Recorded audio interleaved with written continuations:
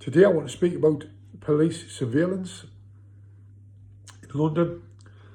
I'll give you an example. Last week, it was four young black lads, four young black men, found guilty of letting off a shotgun and other guns at a memorial.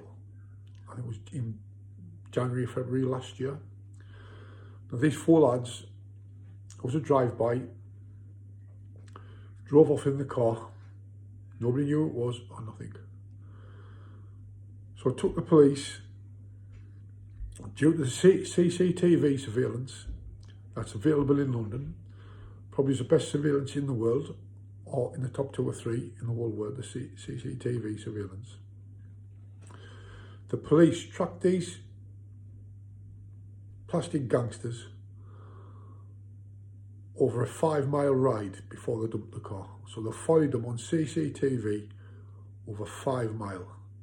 Going through the footage, 2,000 hours of footage, and they've getting them convicted. They've ended up with, well, they're going to get sentenced in April. What I can't understand is, if CCTV is capable of tracking a car that's drove 5 miles from one part of London to another part of London, and by going through, obviously the camera work, they've getting these lads and they've convicted them. So you tell me how this acid-thrown animal walking through London looking like the Elephant Man hasn't been caught. I said it last week and I say it again. He hasn't topped himself, he hasn't jumped in any Thames and polluted it even more by throwing himself in. He is being harboured, in my opinion, in a mosque by the Muslim community.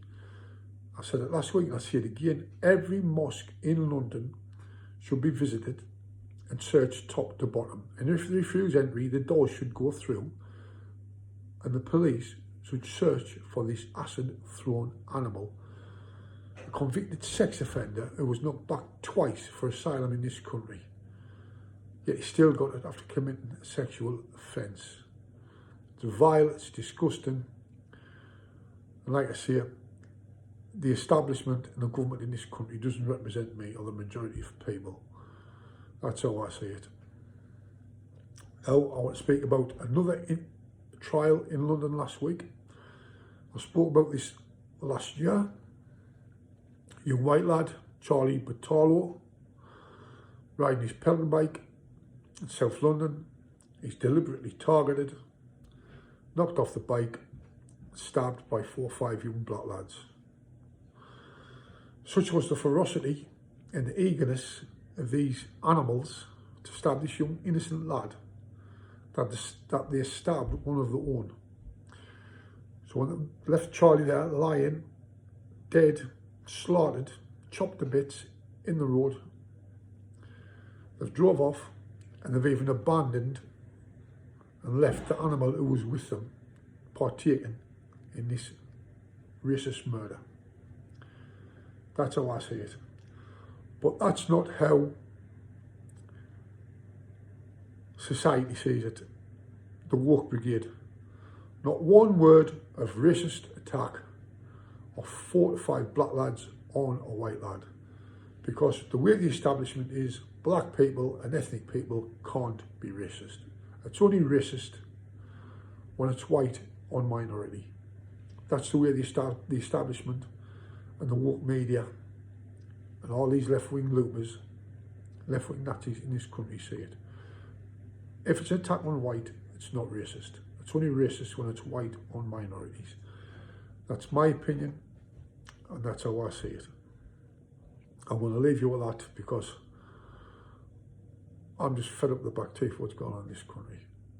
Like I say, if they can screen through 2,000 hours of CCTV and get 4 to 5 lads who's blasted shotguns out the window, and they can't find this acid thrown, my opinion, racist, walking about London like the Elephant Man.